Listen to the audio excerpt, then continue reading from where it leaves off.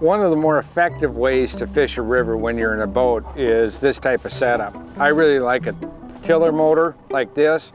It gives me really good control. Regardless of what the current's doing, I can slow it right down so I can go to a dead stop. And with the 4-blade propeller that I have on the outboard, it really is efficient in regards to current running into the prop. The prop can hold you in one spot without having to move the handle back and forth. So that way I can, like here, I can run that bait right into that log jam and have the ultimate control with a tiller handle versus running a steering remote. So the other thing that a tiller allows you to do when you're with your rod and reel, being that I'm in the back of the boat, you know, I'll get right up next to the log jam, get that bait nice and tight to it.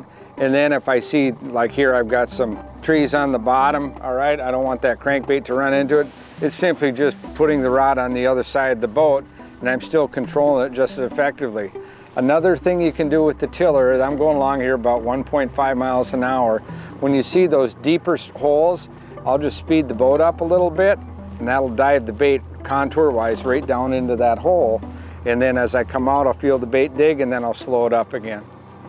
The other nice thing is you can see here I got a big tree in the water, and I'm going to run this bait right tight to it. And it's so much easier running from the back of the boat with the tiller versus the steering wheel. I can get right over there. Okay, you can see the lines getting in close to the treetop. I can simply just bring that bait back over to the side like this. The ultimate in boat control when you're fishing rivers. Right, there we go.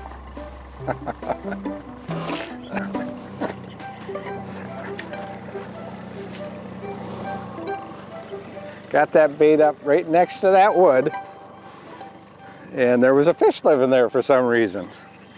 That's the one thing when you're fishing rivers, is you want your baits next to the cover, because what cover creates is a soft spot for the fish to be in. It breaks up the current, so consequently that's where the fish want to be. So decent fish here. That's the exciting thing about when you're fishing rivers, is you really don't know what you're going to catch. But regardless of what you're fishing for, whether it's walleyes or smallmouth bass or pike or muskies, any cover that's laying in the water that creates a current break is a fish holding spot. Now it'll make it easy for the bait fish to hang there. Consequently, the other fish will lay right with it. And this crankbait, the nice thing about it is working upstream like this, trolling, it allows you to hold that bait right off the end of that piece of wood, almost like a salmon or a steelhead fisherman using plugs to be backsliding a hole with their plugs going upriver. You can just kind of slow down and hold in place. So a nice fish there.